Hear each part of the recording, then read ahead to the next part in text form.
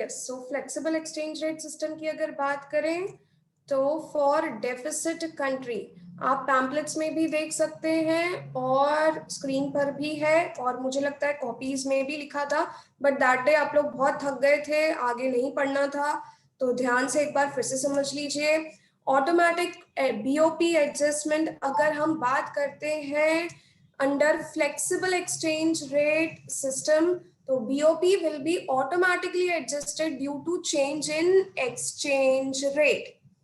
खुद ब खुद एक्सचेंज रेट के चेंज होने से बैलेंस ऑफ पेमेंट खुद ब खुद एडजस्ट हो जाएगा। कैसे? सबसे पहले बात करते हैं डेफिसिट कंट्री की। Now if we talk about deficit country, तो डेफिसिट कंट्री वो कंट्री है जिसमें इंपोर्ट्स यानी M is greater than export, right? Import is greater than export, तो तीन सिचुएशंस होंगी। सबसे पहले डिमांड ऑफ, अगर इंपोर्ट ज्यादा है यानी भी हमें डॉलर चाहिए ताकि हम पेमेंट कर सके, so demand of dollars is more. और द सेकेंड सिचुएशन क्या हो सकता है? Reverse, supply of dollars is, बोल दो जल्दी से, supply of dollars is less. और third can be combination of both, right? तीसरा सिचुएशन होगा कॉम्बिनेशन ऑफ बोथ। तो जब कोई डेफिसिट कंट्री है तो for deficit country import becomes greater than export. तो यहाँ पर इंपोर्ट ज्यादा है यानी हमें डॉलर चाहिए ताकि हम दूसरी कंट्री को पेमेंट कर सके, हमें पेमेंट करना है, पेमेंट करने के लिए हमें डॉलर चाहिए, तो demand of dollar is more, या फिर supply of dollar is less, या तो कॉम्बिनेशन ऑफ बोथ हो सकता है, डिमांड ऑफ डॉलर भी ज्यादा हो और सप्लाई ऑफ डॉलर भी लेस हो। तो ऐसी सिचुएशन में क्या होगा देखते हैं स्क्रीन पर। देखिए इनिशियली ग्रीन लाइन से demand is DD and supply is SS। दोनों का intersection point is the equilibrium, and at equilibrium जो रेट होता है उसे हम कहते हैं RO या इक्विलिब्रियम रेट, जो हमने 70 माना है, राइट? तो अब पहली सिचुएशन पे आते हैं, demand of dollar is more. Demand of dollar is more, that means demand curve will shift towards right, so there will be a new demand curve D dash। अब ये जो नया डिमांड कर्व है वो supply को intersect कर रहा है at a point E dash, और इस पॉइंट पर जो रेट आया है वो R1 आया है पहले से ज्यादा। हम मान लेते हैं दिस इंक्रीज्ड रेट इज 72। तो अब क्या हुआ, जब रेट पहले $1 इक्वल टू 70 था, पर बिकॉज इंपोर्ट्स बढ़ गए तो हम डॉलर की डिमांड ज्यादा कर रहे हैं, तो डिमांड कर्व शिफ्ट हो गया राइटवर्ड्स। डिमांड कर्व जब राइटवर्ड शिफ्ट हुआ तो नया इक्विलिब्रियम रेट हायर आया, R1 जो RO से ज्यादा है, जो कि हमने 72 माना।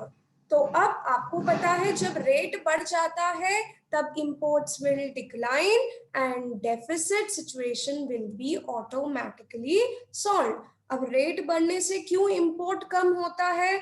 सेम $1 की चीज खरीदने के लिए पहले 70 रुपीज देने पड़ते थे, अब उसी $1 की चीज खरीदने के लिए ज्यादा 72 रुपीज ज्यादा देने पड़ते हैं, 2 रुपए ज्यादा।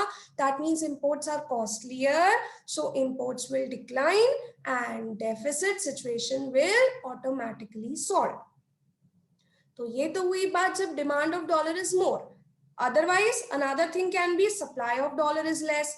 तब आप बता सकते हैं, देखिए सेकेंड डायग्राम में, DD is the demand curve, SS is the supply curve, initial equilibrium occurs at E, rate is RO हमारा 70 है। अब सेकेंड सिचुएशन में डिक्रीज इन सप्लाई, या तो सप्लाई कम हो रही है यानी supply curve will shift towards left में, तो S dash is a new supply curve. जब ये इंटरसेक्ट करेगी DD को, डिमांड कर्व DD को एट पॉइंट E डैश, तो उस पे रेट आया है R1, रेट इज हायर। अब rate is higher, so we already know जब रेट हायर होता है तो इंपोर्ट खुद ब खुद क्या हो जाते हैं, जल्दी से बताइए। Imports will decrease. Decrease. तो डेफिसिट सिचुएशन, अब इंपोर्ट कम होगी तो डेफिसिट सिचुएशन खुद ब खुद सॉल्व हो जाएगी। यहाँ तो तीसरी कंडीशन क्या हो सकती है, कॉम्बिनेशन ऑफ बोथ। तो कॉम्बिनेशन ऑफ बोथ, चलिए देख लेते हैं। Green is the initial one, D is the initial demand curve, SS is the initial supply curve, intersection at point E and the initial rate is RO. अब क्या हुआ, जब combination of both यानी demand curve shift towards right, तो demand curve rightward यानी D dash is a new demand curve and supply decreases, तो supply shift towards left, तो S dash is a new supply curve, S dash is a new supply curve. दोनों नया demand curve, नया supply curve is intersecting at point E dash, जहां पर rate पहले से ज्यादा RO आ गया है, R1 हो गया है नया रेट, which is greater। अब रेट बढ़ना, you know, imports will decline, deficit salt।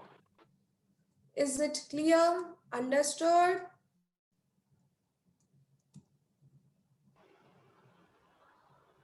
Is it clear?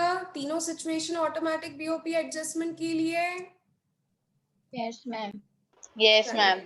अब आते हैं सरप्लस कंट्री में क्या होता है। सरप्लस कंट्री वो कंट्री होती है where exports are more than import. अब एक्सपोर्ट्स करेंगे यानी हम गुड्स दूसरी कंट्री को दे रहे हैं, तो डॉलर हमारे पास आएगा। Very good, dollar will come. तो डॉलर आना डॉलर का कहलाता है सप्लाई इंक्रीज होगी, या फिर रिवर्स क्या कह सकते हैं, डिमांड ऑफ डॉलर डिक्रीज होगी, और कॉम्बिनेशन ऑफ बोथ हो सकता है, यानी सप्लाई भी बढ़े एज वेल एज डिमांड भी डिक्रीज हो जाए। तो पहली सिचुएशन देखते हैं, व्हेन सप्लाई इंक्रीजेस, तो D is a demand curve, SS is the supply curve, both are intersecting at E, right? तो क्या हुआ, rate is RO हमने 70 माना है। अब first situation is increase in supply, so supply curve shift towards right, new supply curve is S dash, which is intersecting DD at point E dash। तो rate आया R1, rate पहले से कम हो गया, RO हमने 70 माना है, R1 कम हो गया तो 68 हो जाएगा। जब रेट कम हो जाता है तो क्या होता है, exports decline and imports increase. अब क्यों इंपोर्ट्स इंक्रीज, क्योंकि भाई पहले $1 की चीज खरीदने में 70 रुपीज देने पड़ते थे, अब उसी डॉलर की चीज खरीदने में 68 रुपीज देने पड़ रहे, कम। तो हमारे लिए अच्छा है, import will increase.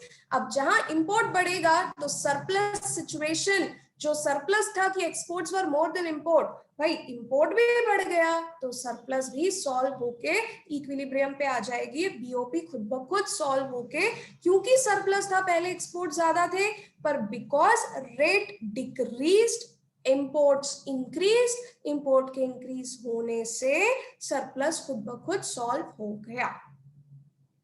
Second condition can be either supply increases और demand decreases। चलिए, तो डिमांड डिक्रीजेस हमने उस दिन नहीं डिस्कस किया था।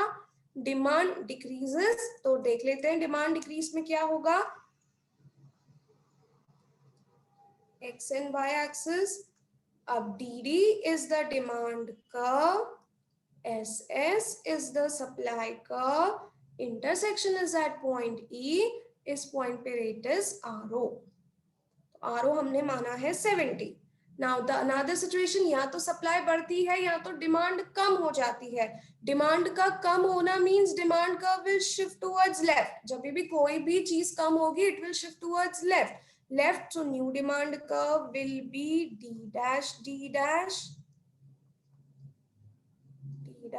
dash, it will intersect at point E dash, supply curve को ये इंटरसेक्ट करेगा E dash पे, rate will be R1, that is 68. कम हो गया, rate come, you know when rate reduces, ऊपर अभी हमने डिस्कस किया, imports will, जल्दी बता दो, जब rate कम होता है, very good, imports will increase and surplus is vanish, surplus खुद ब खुद surplus will be solved, right? चलिए नेक्स्ट आते हैं third, combination of both. Combination of both की अगर बात करें तो कॉम्बिनेशन में supply increase as well as demand decrease. चलिए बनाकर देख लेते हैं।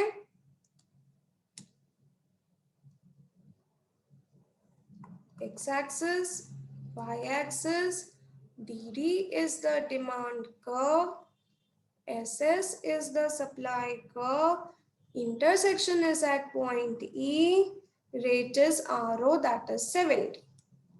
Now what happens? Supply increases. Supply increases means supply will shift towards the right.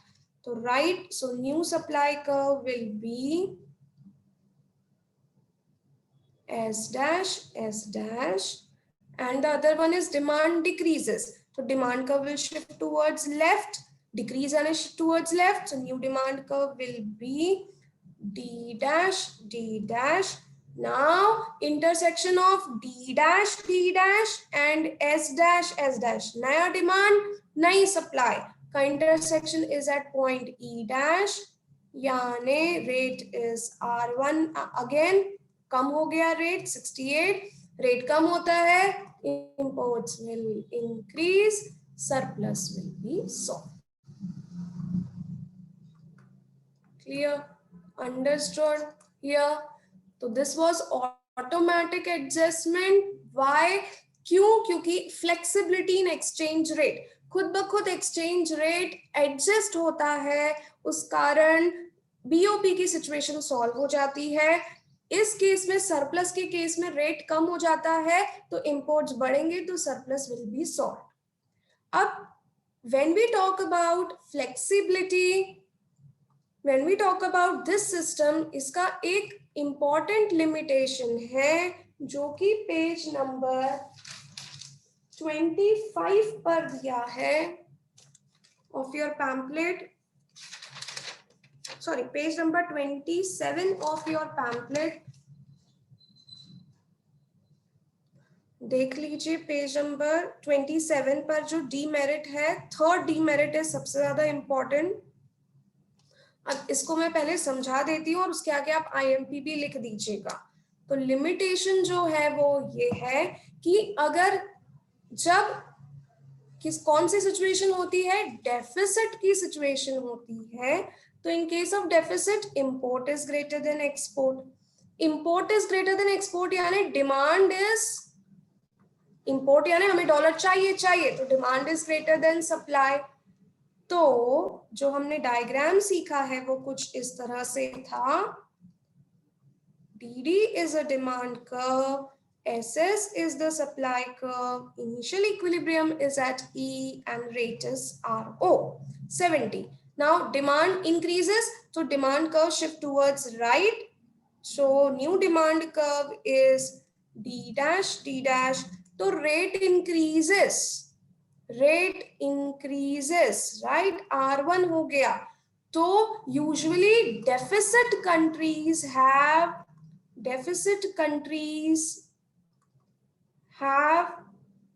increasing rate,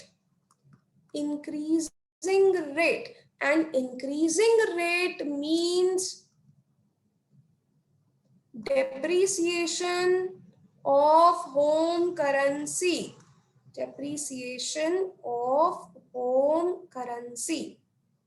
once again जो डेफिसिट कंट्रीज हैं या जो लेस डेवलप्ड कंट्रीज हैं, जो लेस डेवलप्ड कंट्रीज हैं वहां पर इंक्रीजिंग रेट होता है। इंक्रीजिंग रेट हमने देखा क्यों? क्योंकि डिमांड ज्यादा है तो रेट बढ़ता जाएगा, यानी रेट का बढ़ना, पहले $1.70 अब $1 equal to 72 means that is depreciation of. जब भी एक्सचेंज रेट बढ़ता है तो होम करेंसी की वैल्यू क्या हो जाती है? होम करेंसी की वैल्यू क्या हो जाती है, डेप्रिशिएट हो जाती है। Is it clear? जब होम करेंसी की वैल्यू डेप्रिशिएट होगी, so it will promote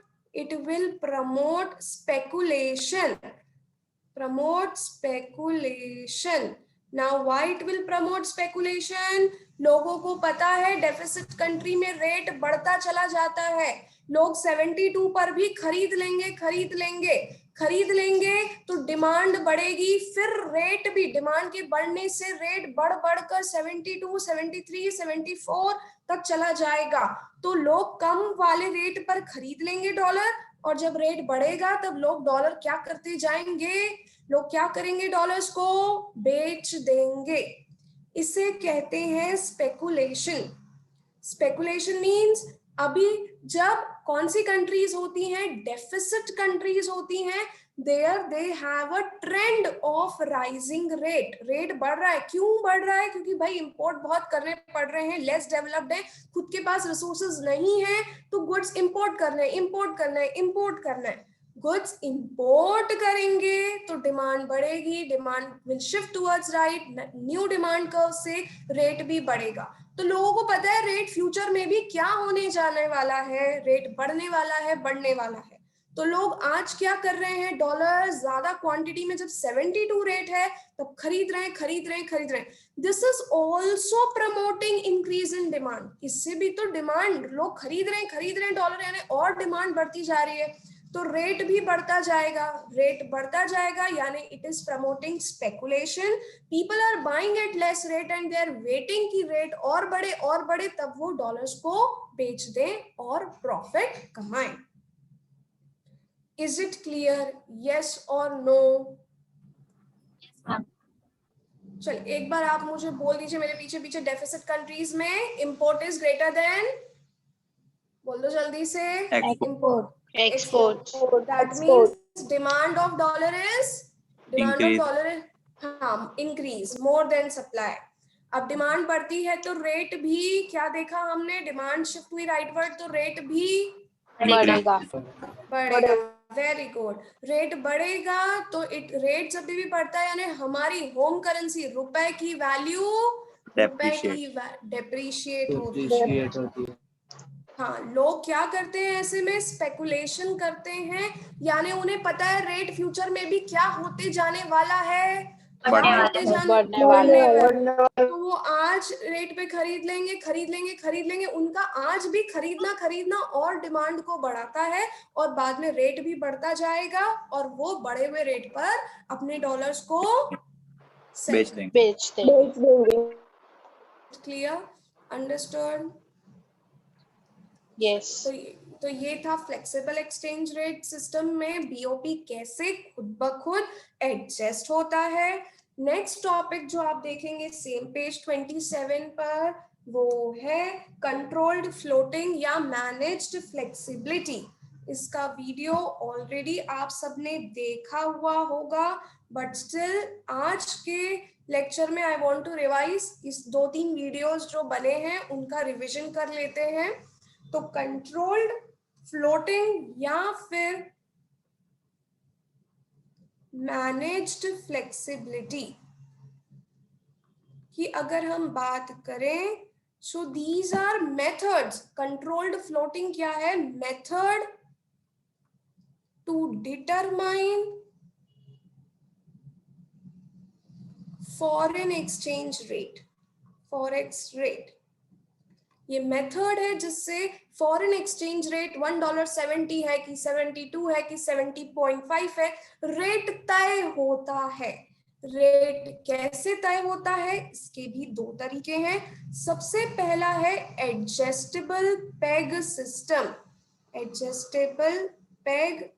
system, और दूसरा है crawling peg system.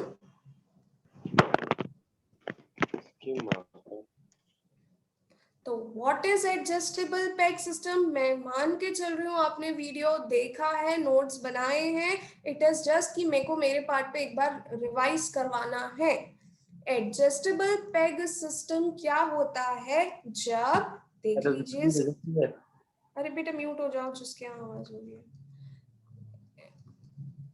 This is demand DD या D1 ले लेते हैं। D1 is demand and supply is S।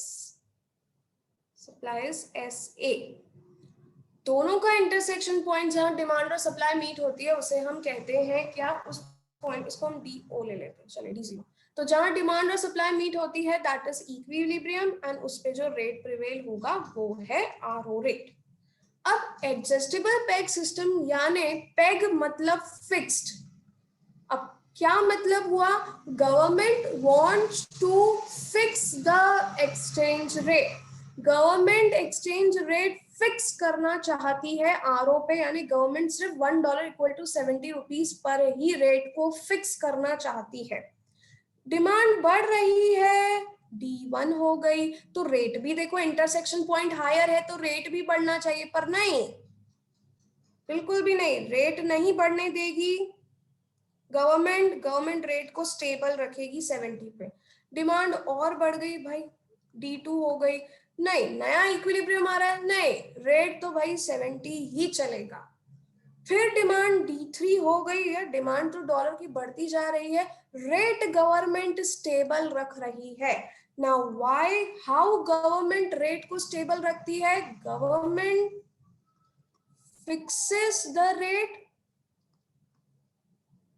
and keeps it stable by supplying dollars from its reserves। चलिए, तो जो ये बढ़ रही है डिमांड, इस बढ़ती हुई डिमांड को मीट करने के लिए, भाई सप्लाई तो उतनी की उतनी है, रेट हम देखेंगे तो बढ़ते जाएंगे क्योंकि इक्विलिब्रियम तो हायर पॉइंट्स पर अचीव हो रहा है, पर नहीं, government wants to keep rate stable, और इस बढ़ती हुई डिमांड को मीट करने के लिए government will supply the what dollars from its reserves till reserves are exhausted, till reserves of dollar is exhausted। जब तक डॉलर का रिजर्व एग्जॉस्ट नहीं हो जाता तब तक गवर्नमेंट क्या करती है, गवर्नमेंट बढ़ती हुई डिमांड को मीट करने के लिए अपने पिटारे से डॉलर्स मार्केट में सप्लाई करना शुरू करती है, ताकि बढ़ती हुई डिमांड, बढ़ी हुई सप्लाई, कहां से सप्लाई हो रहा है डॉलर का, कौन कर रहा है सप्लाई डॉलर का, जल्दी से बोल दो, कौन कर रहा है सप्लाई डॉलर का, गवर्नमेंट अपने रिजर्व से, ताकि एक्सचेंज रेट क्या रहे, स्टेबल रहे, सेम रहे। फिर एक पॉइंट आ जाएगा जब गवर्नमेंट के रिजर्व, जो गवर्नमेंट के पास डॉलर का पिटारा है वो खत्म होने लगेगा, तब गवर्नमेंट क्या करेगी, भले डिमांड बढ़ रही है, D4 हो गई डिमांड, D5 हो गई डिमांड, D6 हो गई डिमांड, भाई अब गवर्नमेंट के पास नहीं बचे हैं डॉलर्स, तो गवर्नमेंट रेट को बढ़ा देगी, बढ़ाकर R1 कर दिया, R1 मान लेते हैं 71 है। अब ये 71 पर रेट को स्टेबल रखने की कोशिश करेगी जब तक रख सकती है, फिर जब गवर्नमेंट के हाथ से चीजें बाहर चली जाएंगी गवर्नमेंट फिर रेट को बढ़ा देगी, तो फिर गवर्नमेंट एक नया रेट स्टैब्लिश करेगी जो होगी R2। तो कहने का मतलब ये कि in this system government keeps the rate fixed and stable by, जितनी भी इंक्रीजिंग डिमांड है उसको कैसे मीट करती है, अपने पिटारे से डॉलर सप्लाई करेगी तब तक कि बढ़ी हुई डिमांड मीट हो सके। एक बार गवर्नमेंट के हाथ से चीजें बाहर होने लगी, गवर्नमेंट का रिजर्व इज एग्जॉस्टेड, अब गवर्नमेंट के पास इतने डॉलर्स नहीं बचे, तो गवर्नमेंट रेट को बढ़ा देगी, रेट को बढ़ के 71 हो गया। अब जब रेट बढ़ जाएगा तो हमें पता है रेट बढ़ता है यानी इंपोर्ट्स बिकम कॉस्टली, तो डिमांड धीरे धीरे बढ़ेगी, फिर डिमांड जब धीरे धीरे बढ़ेगी बहुत टाइम तक गवर्नमेंट एक ही रेट को फिर 71 मेंटेन करने की कोशिश करेगी, और फिर बाद में जब गवर्नमेंट के हाथ से चीजें हट जाती हैं तो गवर्नमेंट फिर रेट बढ़ाती है। So what is this? It under this ये point of difference और point of MCQ, इससे दो MCQs आने ही हैं। पहला ये कि under adjustable peg system maximum devaluation होता है। मैक्सिमम डीवैल्यूएशन का मतलब है रेट बहुत ज्यादा 70 से 71 रेट बढ़ना भी बहुत ज्यादा ही हुआ, तो रेट बहुत ज्यादा बढ़ा देती है government, but interval of devaluation is less. Interval of devaluation या frequency of devaluation is less. Frequency या interval of devaluation is less. पहले 70 रहा, बहुत टाइम तक रेट 70 ही रहा, फिर रेट बढ़ाया 71, तो बहुत टाइम तक रेट 71 ही रहा, फिर एकदम से रेट बढ़ा दिया, तो रेट बहुत ज्यादा बढ़ाया है, डीवैल्यूएशन ज्यादा किया है। रेट बढ़ाना यानी डीवैल्यूएशन बढ़ाया किया है, बट थोड़ी देर बाद, मतलब कम बार, जितना टाइम हो सके उतना गवर्नमेंट फिक्स रखने की कोशिश करेगी। फिर जब हाथ से बाहर होगा तो इंटरवल ऑफ डीवैल्यूएशन, सिर्फ 3 बार ही रेट बढ़ा है, 2 बार ही रेट बढ़ाया है, तो this is frequency of devaluation is less. This is very important line. Adjustable peg में डीवैल्यू 70 से 72 भी हो सकता है, 71.5 भी हो सकता है, तो रेट का बढ़ना बहुत ज्यादा, रेट एक टाइम पे रेट बहुत बढ़ा देती है, पर रेट बढ़ाने की जो फ्रीक्वेंसी है वो कम होती है, क्योंकि एक ही रेट को फिक्स रखना चाहती है गवर्नमेंट। पर इसके कंपैरिजन में अगर हम क्रॉलिंग पेग की बात करते हैं, क्रॉलिंग पेग का दूसरा नाम है ट्रॉटिंग पेग। ये लास्ट ईयर पूछा गया है, आपके 28 पेज पे है ये, ट्रॉटिंग पेग या फिर ग्लाइडिंग पैरिटी। तो इसमें क्या होता है, गवर्नमेंट रेट को बहुत टाइम तक फिक्स नहीं रखती। देखिए, DD is the demand curve, SS is the supply curve। अब क्या हुआ है यहाँ पर, E is the equilibrium point और rate is RO। चलिए, डिमांड बढ़ रही है, डिमांड बढ़ के DO से D1 आ गई, डिमांड बढ़ी, पर गवर्नमेंट ने अभी भी नए इक्विलिब्रियम पे नहीं जाने दिया, गवर्नमेंट ने अभी भी रेट सेम रखा। फिर डिमांड बढ़ी, गवर्नमेंट ने अब थोड़ा रेट बढ़ा दिया,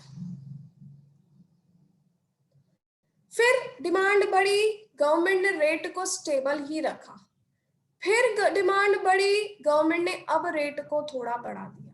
यानी हियर साइज ऑफ डीवैल्यूएशन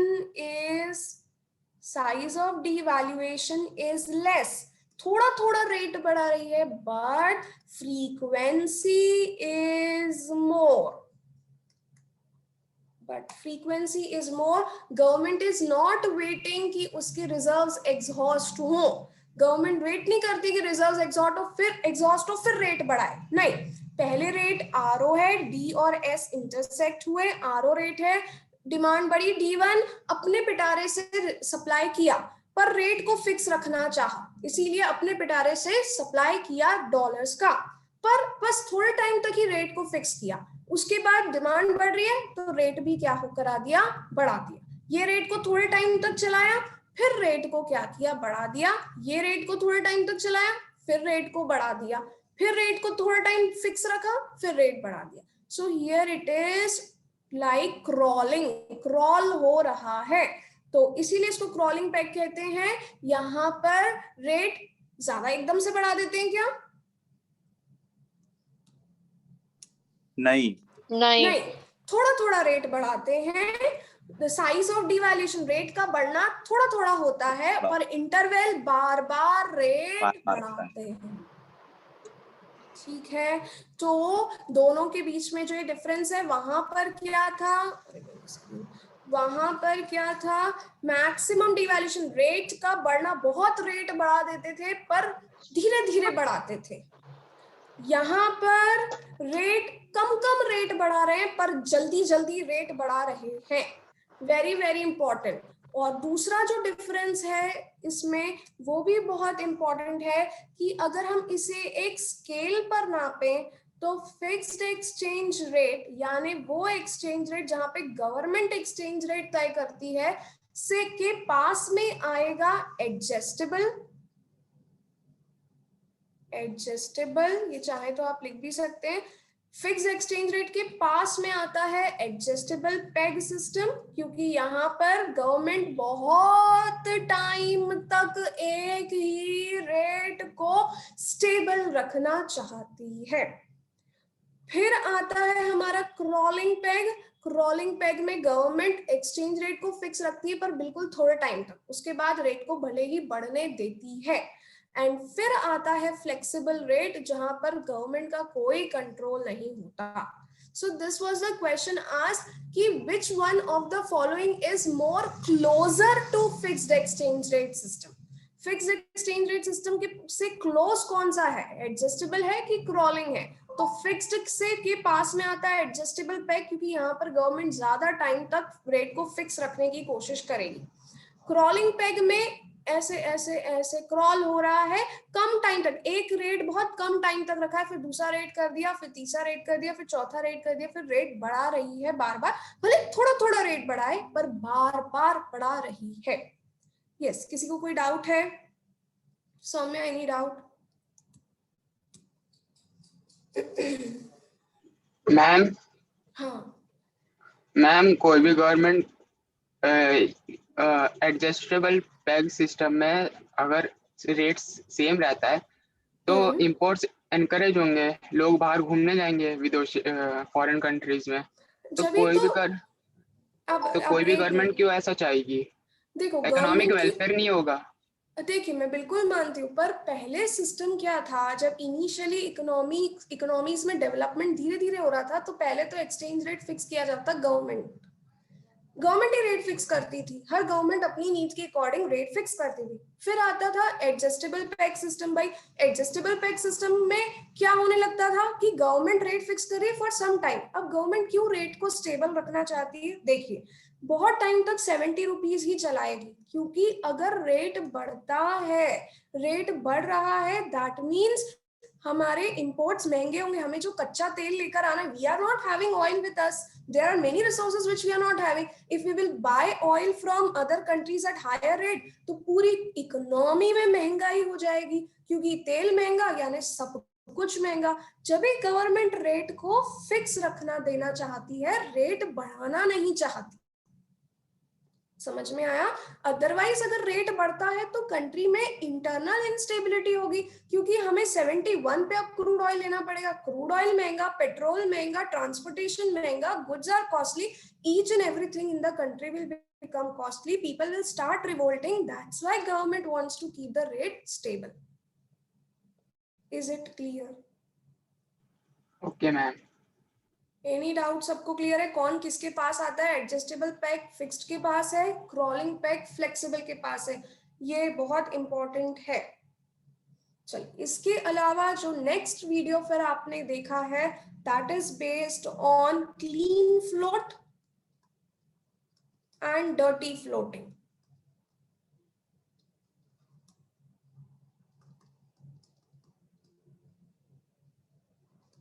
सबसे पहले बात करते हैं डर्टी फ्लोटिंग की। Now dirty floating is a system of exchange rate, dirty floating where, sorry पहले क्लीन की बात करते हैं, वेरी सॉरी, पहले क्लीन की बात करते हैं। Clean floating is system where no government intervention, no government interference, जहां पर गवर्नमेंट इंटरफेरेंस बिल्कुल भी नहीं होता। तो इसमें कैसे एक्सचेंज रेट डिटरमाइन होता है? स्क्रीन पर देखिए, X axis and Y axis. So demand is DD, supply is SS, intersection point is E and the rate is R. अब डिमांड बढ़ी, डिमांड के बढ़ने से डिमांड कर्व शिफ्ट हुआ D1 D1। So new exchange rate आ गया है ये पॉइंट ए था, इसे बी पॉइंट ले लेते हैं, नए पॉइंट पर बी पॉइंट पर, और एक्सचेंज रेट हो गया R1, रेट बढ़ गया। अब you know when exchange rate increases, exchange rate increases, $1.71 हो गया अगर, तो एक्सचेंज रेट इंक्रीजेस, सो एक्सपोर्ट्स ऑल्सो इंक्रीज। क्यों? पहले $1 खरीद के अमेरिकन को इंडिया में सिर्फ 70 रुपीज का पेन मिलता था, अब 70 रुपीज का पेन तो मिलता ही है, ₹1 की एक्स्ट्रा चीज भी मिल रही है, तो एक्सपोर्ट्स बढ़ गए। जब हमारे एक्सपोर्ट्स बढ़ेंगे तब हमारे पास डॉलर आएंगे आएंगे आएंगे, यानी सप्लाई विल ऑल्सो इंक्रीज। तो हमारा नया supply curve will be shifting towards what, right? So नया supply curve is S1 S1। चलिए अब S1 D1 को इंटरसेक्ट कर रहा है एट पॉइंट C, फिर से रेट आ गया RO पर, राइट? रेट कम होने से, यू नो जब रेट कम होता है तो इंपोर्ट्स इंक्रीज, रेट कम होने से वापस देखिए 71 से हम वापस से C पॉइंट पे आ गए, यानी 70 पर आ गए हैं। रेट जब कम हो जाएगा demand will again increase, so new demand curve will shift towards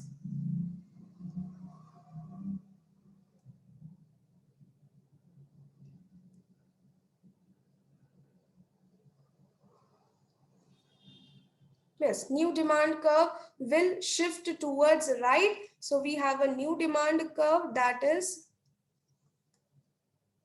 D2, it is a point D जो ऑलमोस्ट B के साथ ही है, B के पास ही है। फिर जब डिमांड बढ़ेगी रेट फिर से R1 पे आ गया, फिर डिमांड बढ़ने से क्या हुआ, रेट बढ़ा तो फिर सप्लाई बढ़ी तो फिर there is one more supply curve S2 जो वापस से रेट हमारा नीचे आ गया। तो rate is first rising from A to B, rate बढ़ रहा है। रेट के बढ़ने से क्या होता है, जब रेट बढ़ता है तब सप्लाई भी बढ़ती है, एक्सपोर्ट्स बढ़ते हैं, एक्सपोर्ट्स बढ़ेंगे तो वापस से रेट कम हो जाएगा, फिर रेट बढ़ेगा, फिर कम होगा, रेट बढ़ेगा, कम होगा, रेट बढ़ेगा, कम होगा। तो it is revolving between two rates, RO and R1, दो रेट्स के बीच में ही रेट रिवॉल्व हो रहा है under clean float. Clean float में कोई गवर्नमेंट का इंटरफेरेंस नहीं है। चलिए बोलिए, सबसे पहले डिमांड बढ़ेगी तो बोलो जल्दी से, डिमांड बढ़ेगी तो रेट भी बढ़ेगा। रेट बढ़े, रेट के बढ़ने से एक्सपोर्ट्स विल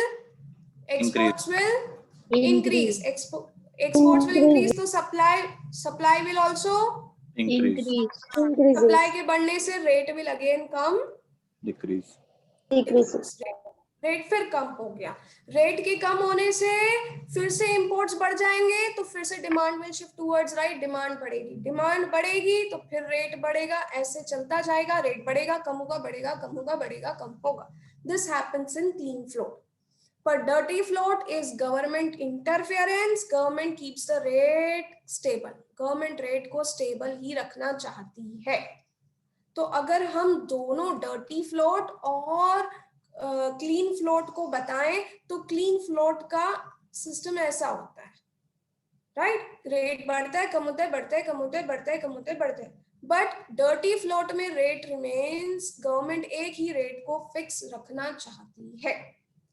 लॉन्ग रन में there is again one important point, long run की बात करें, लंबे समय की बात करें तो दोनों में ही स्टेबल रेट है। स्टेबल रेट, ये भी कोई R1 और RO और R1 के बीच में ही रेट झूल रहा है, और लॉन्ग रन में अपना डर्टी फ्लोट में तो रेट एक ही है।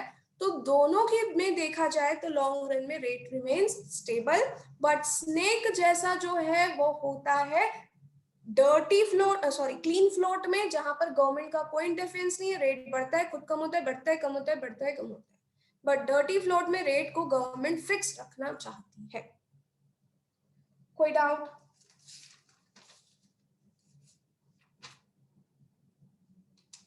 Any doubt to anyone? No ma'am. चलिए, तो ये वीडियो लेक्चर्स आप ऑलरेडी देख चुके हैं, मैं अभी भी रिपीट करूंगी। This is very important. Fixed के पास में कौन सा होता है? एडजस्टेबल, क्रॉलिंग और फ्लेक्सिबल। और एडजस्टेबल और क्रॉलिंग के बीच के जो डिफरेंस है, यहाँ पर मैक्सिमम डीवैल्यूएशन होता है, यहाँ पर size of devaluation is small, small होती है साइज। उसके अलावा यहाँ पर इंटरवल या फ्रीक्वेंसी इज लेस और यहाँ पर frequency is more. Adjustable is near to fixed, crawling is near to flexible. So this is very important. चलिए, इसके अलावा भी आपने एक वीडियो लेक्चर देखा होगा which is based on terms used in foreign exchange market. तो अगर हम टर्म्स की बात करें तो फर्स्ट टर्म जो आपने पढ़ा होगा that is spot rate, right. तो व्हाट इज स्पॉट रेट समझ लेते हैं। स्पॉट रेट मतलब आज डॉलर खरीदना, आज के रेट पर खरीदना और आज ही आपको डॉलर मिल भी जाएंगे। वंस अगेन, आज आपको डॉलर चाहिए, आप आज डॉलर खरीदने गए, आज जो मार्केट रेट चल रहा है उस पर, और डिलीवरी ऑफ डॉलर्स भी आपको आज ही हो गई। This is spot rate. But when we talk about forward rate, what is forward rate? See, agreement is done today. Agreement done today to buy dollar in future. Future में खरीदने वाले हो पर एग्रीमेंट आज कर दिया है। Rate is also decided today, rate is decided today.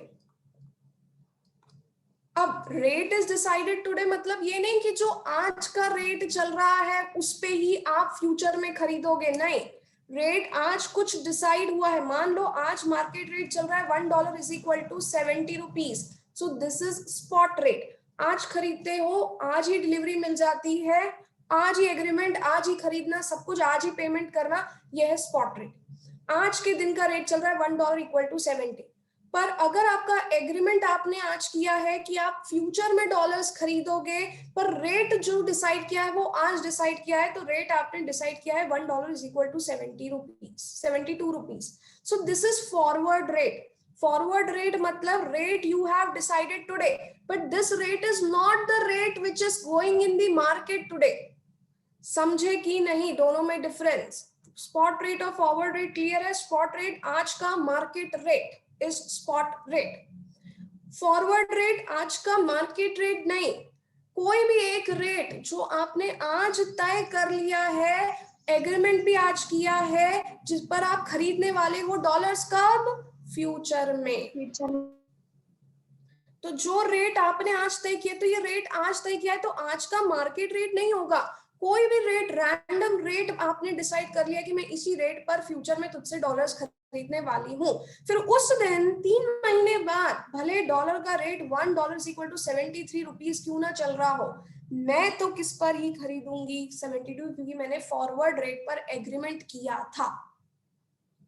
तो ये इसलिए किया जाता है in order to, third term जो आता है दैट इज हेजिंग के लिए।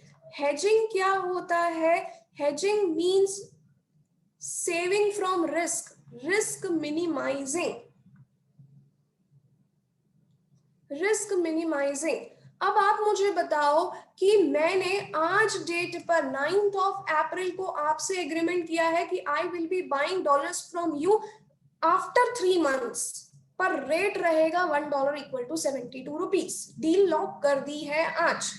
तो भले आज मार्केट रेट $1 70 रुपीज क्यों ना चल रहा हो, हमने फॉरवर्ड रेट डिस्कस किया है $1 इक्वल टू 72 रुपीज। 3 महीने बाद मैं खरीदूंगी।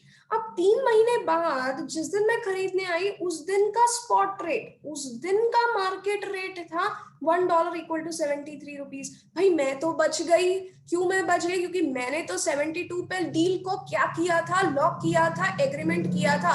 रेट बढ़ गया यानी $1 का, मुझे क्या हो गया? मुझे कम देने पड़ रहे हैं बिकॉज मैं पहले से ही रिस्क को मिनिमाइज किया था, मैंने हेजिंग की थी, मैंने पहले ही फॉरवर्ड रेट पर एग्रीमेंट कर लिया था। और बाद में अगर रेट बढ़ जाता है तो मैं बच जाऊंगी और आपके लिए नुकसान हो गया, क्योंकि आपने मुझसे एग्रीमेंट किया है 72 रुपीज पर देने के लिए, पर रेट 73 हो गया, आपको $1 कम मिल रहा है। तो जिसने रिस्क मिनिमाइज की है फॉरवर्ड एग्रीमेंट कर फॉरवर्ड रेट पर डील लॉक करके, वो कहलाता है, वो कंसेप्ट कहलाता है hedging. Is it clear? Is it clear? Ma'am no. Not clear? चलिए मैम वापस समझाओ ना हेजिंग। ओके ठीक है, चलिए आज का मार्केट रेट है $1 इक्वल टू 70 रुपीज। ठीक है, अभी मार्केट में डॉलर्स मिल रहा है, $1 खरीदना है तो कितने रुपए देने पड़ेंगे? 70 रुपीज। ये होता है स्पॉट रेट। ठीक है, मैं आपके पास आई, मैंने बोला मुझे डॉलर्स चाहिए, आपने बोला ठीक है मार्केट का रेट है $1 70 रुपीज, मैं आपको 70 रुपीज पर दे देता हूँ। ठीक है, मैंने आपसे डॉलर खरीद भी लिए, मैंने आपको पेमेंट भी कर दिया। दिस इज स्पॉट रेट, आज के मार्केट रेट पर डॉलर खरीदना और पैसे दे देना। चलो, स्पॉट में कोई doubt? No ma'am. Spot clear है, आज खरीदना, आज के मार्केट रेट पे खरीद लेना। चलो, फॉरवर्ड रेट खरीदना आज नहीं, बस सिर्फ क्या करना, एग्रीमेंट करना। सिर्फ एग्रीमेंट किया है कि आप फ्यूचर में खरीदेंगे, और जो रेट फ्यूचर में खरीदेंगे 3 महीने बाद खरीदेंगे, पर रेट आज कुछ फिक्स कर लेते हैं। तो वो जो रेट आपने आज फिक्स किया है फ्यूचर में खरीदने के लिए, that is $1 equal to 72 rupees, तो ये आपका कहलाएगा फॉरवर्ड रेट। आप खड़े तो आज 9 अप्रैल के दिन ही खड़े हो, आप एग्रीमेंट कर रहे हो कि अप्रैल में मई जून जुलाई में आप खरीदने वाले हो, और रेट आप $1 इक्वल टू 72 रुपीज पे ही खरीदूंगी मैं। चलिए, आज 9 अप्रैल को कौन सा रेट चल रहा है? 70 rupees. 70, that was spot rate. पर आपने 9 अप्रैल को ही एक डील लॉक की है, किस रेट पे? 72 पे फ्यूचर में खरीदेंगे। फ्यूचर में खरीद, दिस इज फॉरवर्ड रेट। ठीक है, अब आते हैं हेजिंग। यस, किसी ने मुझसे पूछा it is same as shares का option scheme. Yes, it is almost same. मुझे भी लगा। हाँ, call option and put option, जो 2 ऑप्शंस होते हैं, बहुत हद तक उसी से मिलता है। चलिए, थर्ड आते हैं हेजिंग। अब हेजिंग की बात करें तो हेजिंग का सिस्टम क्या है? कोई क्यों फॉरवर्ड रेट पर एग्रीमेंट करेगा? अब सीधी बात बताओ, मैं क्यों आज एग्रीमेंट कर रही हूं कि मैं 3 महीने बाद $8 इक्वल टू 72 पे खरीदूंगी तुमसे 3 महीने बाद? मैं आज क्यों तुमसे एग्रीमेंट कर रही हूँ? मुझे तो 3 महीने बाद चाहिए ना डॉलर, पर मैं इसलिए कर रही हूं क्योंकि मुझे पक्का विश्वास है कि डॉलर की रेट बढ़ सकता है। अभी 3 महीने बाद मेरे पास 2 ऑप्शंस है, या तो मैंने जो फॉरवर्ड रेट पर एग्रीमेंट किया था तुमसे उस पर खरीदूं, या 3 महीने बाद का जो उस दिन का स्पॉट रेट है 73 रुपीज, उस पर डॉलर खरीदूं। भाई मैं क्यों 73 रुपीज पर खरीदूंगी? मेरे लिए फायदा क्या था? मैंने तुमसे पहले ही डील लॉक कर दी थी, फिर बाद में जो भी रेट होगा मुझे उससे मतलब नहीं है। मैंने आपसे जो डील लॉक की है, मैंने उसी रेट पर आपसे डॉलर खरीदना है। अगर रेट बढ़ता है तो मेरे लिए तो फायदा हुआ ना, मैंने अपनी रिस्क को मिनिमाइज किया है, क्योंकि मुझे तब लग रहा था कि रेट बढ़ सकता है, भाई आज एक रेट फिक्स कर लेते हैं। तो रेट बढ़ गया तो मेरी रिस्क कम हो गई, मेरे को फायदा हुआ, मेरे को बढ़े हुए रेट पे नहीं खरीदना पड़ा, मैंने जो रेट पहले तय कर रखा था उसी पर खरीदा है। Is it clear? और मैडम रेट कम हुआ तो? रेट कम हुआ तो I will be having loss, सीधी सी बात है। हेजिंग का कंसेप्ट है जब रिस्क आप मिनिमाइज करते हो, आपको लगता है कि यार रेट बढ़ सकता है, दैट इज, तो आप कम वाले रेट को एक रेट पर एग्रीमेंट लॉक करते हो, फ्यूचर में रेट बढ़ जाता है तो आपकी रिस्क मिनिमाइज हो गई। आपको ये लगता है कि रेट बढ़ रहा है, मैंने तो एक रेट पर डील लॉक कर दी जो कि कम है। Is it clear hedging? Okay ma'am, forward rate prevailing rate से कम हो सकता है क्या? फॉरवर्ड रेट कभी भी स्पॉट रेट से कम नहीं होगा। फॉरवर्ड रेट स्पॉट रेट से हमेशा ज्यादा होता है। तो देखो क्यों फॉरवर्ड और स्पॉट में डिफरेंस, देखो हो भी सकता है जिसको हम फॉरवर्ड डिस्काउंट कहते हैं, पर नॉर्मली रेट कम बढ़ा हुआ ही होता है। देखो आज खरीदेंगे, आज का मार्केट रेट है 70, ठीक है, आज खरीद लिया, बात खत्म, स्पॉट रेट 70 चल रहा है। अभी भाई फ्यूचर में खरीदेंगे तो फ्यूचर में तो रेट बढ़ने ही वाला है। जनरली डेवलपिंग कंट्रीज में rate is rising, we have never studied कि रेट गोज डाउन। तो कोई भी आपसे डील लॉक करेगा तो वो पागल तो नहीं है कि वो आपसे डील लॉक कर देगा $1 इक्वल टू 68 रुपीज में, क्योंकि डेवलपिंग कंट्रीज में तो रेट बढ़ता ही रहता है। ठीक है, तो रेट बढ़ता ही रहता है। तो अगर आप आज डील लॉक करते हो फ्यूचर में खरीदने के लिए, रेट भी आज तय करते हो, तो ऑब्वियसली वो स्पॉट रेट से जनरल केसेस में ज्यादा ही होता है। अब एक और चीज यहां पर ध्यान रखने की है, जब forward is more than spot, जैसे कि हमारे केस में, चलिए आप बताइए 9 अप्रैल का स्पॉट रेट क्या चल रहा है? हमने क्या एज्यूम किया है 9 अप्रैल का? 70। 9 अप्रैल को ही आपने एक डील लॉक की है फॉरवर्ड रेट पर, तो वो कौन सा रेट है? 72। तो when forward is more than spot, it is forward premium. Forward ज्यादा है 2 रुपए से, तो it is this concept is called as forward premium. And when if forward is less than spot, अगर आप कोई डील लॉक करते हो फॉरवर्ड रेट के लिए, फ्यूचर के लिए एक कम रेट पर, तो that is called as forward discount. तो when forward is less than spot, हमेशा पहले फॉरवर्ड को रखना है। When forward is more, forward premium. When forward is less, forward discount. And the last concept comes is speculation. Now what is speculation? हाँ बोलो ma'am. कोई discount क्यों दे, मतलब अपना लॉस अपना नहीं, लॉस नहीं कह सकते हैं, but still this is a term, इसका मैं भी प्रैक्टिकल एग्जांपल नहीं जानती हूँ, it is for theoretical. Generally तो फॉरवर्ड रेट ज्यादा ही होता है, पर कभी फॉरवर्ड रेट कम हुआ, it is a concept, so it's being taught, पर मैंने कभी फॉरवर्ड रेट कम खुद नहीं देखा, बट इट इज देयर। सो पता होना चाहिए कि अगर फॉरवर्ड कम है तो it will be called as discount. You are right, forward कम तो बहुत कोई अपना नुकसान क्यों करेगा। चलिए फिर आते हैं नेक्स्ट, स्पेकुलेशन। अगर हम स्पेकुलेशन की बात करें तो speculation starts with S, and इसमें सिर्फ एस का रोल है। स्पॉट, आज का स्पॉट, आज का स्पॉट और कल का spot. Speculation starts with S और इसमें सिर्फ स्पॉट का खेल है। आज खरीदना आज के स्पॉट रेट पर, 2 महीने बाद उस दिन, 2 महीने बाद वाले उस दिन के स्पॉट पर बेच देना, this is speculation. Now why people go for speculation? भाई आज रेट चल रहा है 70, ठीक है, ट्रेंड, रेट ऑफ ट्रेंड है बढ़ने का, राइजिंग ट्रेंड। तो भाई क्या राइजिंग ट्रेंड, यानी हमने अभी देखा स्पेकुलेशन यानी लोग कम रेट पर खरीदते हैं, उनको ये अनुमान होता है कि रेट बढ़ेगा बढ़ेगा बढ़ेगा बढ़ेगा।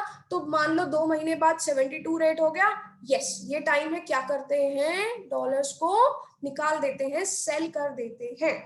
तो buying at a spot rate, current spot rate, and selling after some time at the spot rate of that day, उस दिन जो मार्केट में रेट चलेगा, जो रेट है, क्योंकि रेट तो बढ़ने वाला है, रेट अगर 0.5 भी बढ़ गया तो हमें फायदा ही होना है। तो बढ़ते हुए रेट पे 2 महीने बाद, 3 महीने बाद जब भी लगता है स्पेकुलेटर को, उस दिन वो उस दिन के रेट पर सेल कर देता है। Is it clear? तो speculation means, speculation and hedging are opposite of each other. Hedging means you are buying at forward rate. आप आज खरीद, आज एग्रीमेंट कर रहे हो, आज एक रेट फिक्स कर रहे हो। फ्यूचर में अगर रेट बढ़ जाता है तो आपको फायदा हो जाएगा, क्योंकि आपने कम के खरीदने तो आप फ्यूचर में ही वाले हो, पर रेट आपने पहले ही डिसाइड कर लिया था। Speculation is different, completely different concept. इसमें कोई रिस्क नहीं देखता, इसमें बंदे का मोटिव होता है प्रॉफिट कमाना है, रेट बढ़ेगा आज के रेट पे खरीद लो, 2 महीने बाद जो उस दिन का रेट होगा उस दिन पे बेच देंगे। बढ़ रहा है रेट तो फायदे में, अगर रेट कम हो गया बाय चांस तो नुकसान। Now you tell, is it clear?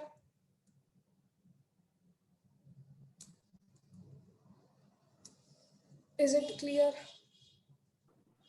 Yes ma'am. चलिए एक बार आप मुझे बताइए, चलिए स्पॉट में एग्रीमेंट किस दिन होता है? आज एग्रीमेंट आज, खरीदना भी आज, पेमेंट भी आज करना। रेट कौन सा? आज का market rate. Forward rate, agreement आज हुआ है, खरीदेंगे कब? फ्यूचर फ्यूचर में रेट कौन सा? रेट कब डिसाइड हुआ है? अग्रीमेंट के वक्त। अग्रीमेंट आज रेट भी आज डिसाइड। क्या वो आज के मार्केट रेट पे होगा? नहीं। नो। आप 2 महीने बाद खरीदने वाले हैं तो कोई रेट ऑब्वियसली दूसरा ही होगा जो जनरली ज्यादा होता है। जब ज्यादा रेट है तो इट इज फॉरवर्ड प्रीमियम, अगर फॉरवर्ड रेट कम है तो फॉरवर्ड डिस्काउंट। फिर आते हैं हेजिंग। हेजिंग क्यों की जाती है? ताकि रिस्क को कम कर सके। क्या करते हैं? सेम फॉरवर्ड रेट वाला कंसेप्ट, आज एग्रीमेंट कर लेते हैं कि फ्यूचर में खरीदेंगे, रेट भी आज तय कर लेते हैं। अगर फ्यूचर में रेट बढ़ जाता है तो आपका फायदा हो गया क्योंकि आपने तो कम रेट पर डॉलर खरीदे थे, आपको कम रुपए देने पड़े डॉलर्स खरीदने में। This is hedging. स्पेकुलेशन में कुछ भी ऐसा नहीं है। Speculation is with the motive to earn profit. आज का रेट और आज की स्पॉट रेट पे खरीदना, 2 महीने बाद उस दिन जो स्पॉट रेट होगा उस पे बेच दे। चलिए, तो आज हमने ये टॉपिक्स डिस्कस किए। अब आ जाइए पेज नंबर 31। कल हम डिस्कस करेंगे Bretton Woods system of exchange rate और जो रिमेनिंग टॉपिक्स हैं। Is it clear? Next week हमें पूरे 2 दिन मिलेंगे रिवीजन के लिए, सैटरडे संडे, फ्राइडे सैटरडे, क्योंकि कल मोस्ट प्रोबेबली सिलेबस कंप्लीट हो जाएगा। तो पूरा 1 वीक मिलेगा, तो आप थोड़ा सा रिवीजन करके रखना ताकि जब हम एमसीक्यूज डिस्कस करें तो इजी रहे करने में। चलिए, तो with this I wind up the class. हाँ मैम ये इंस्ट्रूमेंट एक्सटर्नल पेमेंट बाकी है ना टॉपिक? हाँ, उसका वीडियो कल आएगा। ओके। हाँ, video will be coming tomorrow. That's एक और टॉपिक बाकी है, इंस्ट्रूमेंट्स ऑफ एक्सटर्नल पेमेंट। और 1 मिनट में आपको बताती हूँ। मैंने हाँ वही पेमेंट वही बोला। हाँ, एक और एक्सचेंज कंट्रोल, पेज नंबर 7 देखिए, एक्सचेंज कंट्रोल 6 और 7। हाँ, तो 7th वाला जो है उसका वीडियो कल आएगा, और 6th और जो ये है इंस्ट्रूमेंट्स, वो हम कल जूम पे डिस्कस कर लेंगे। ठीक है, तो ये जो इंस्ट्रूमेंट्स है वो कल हम डिस्कस कर लेंगे और एक्सचेंज कंट्रोल का वीडियो कल आ जाएगा। चलिए, तो with this I wind up the class. चलिए, bye bye, will meet tomorrow. Bye ma'am. Bye ma'am. Bye ma'am.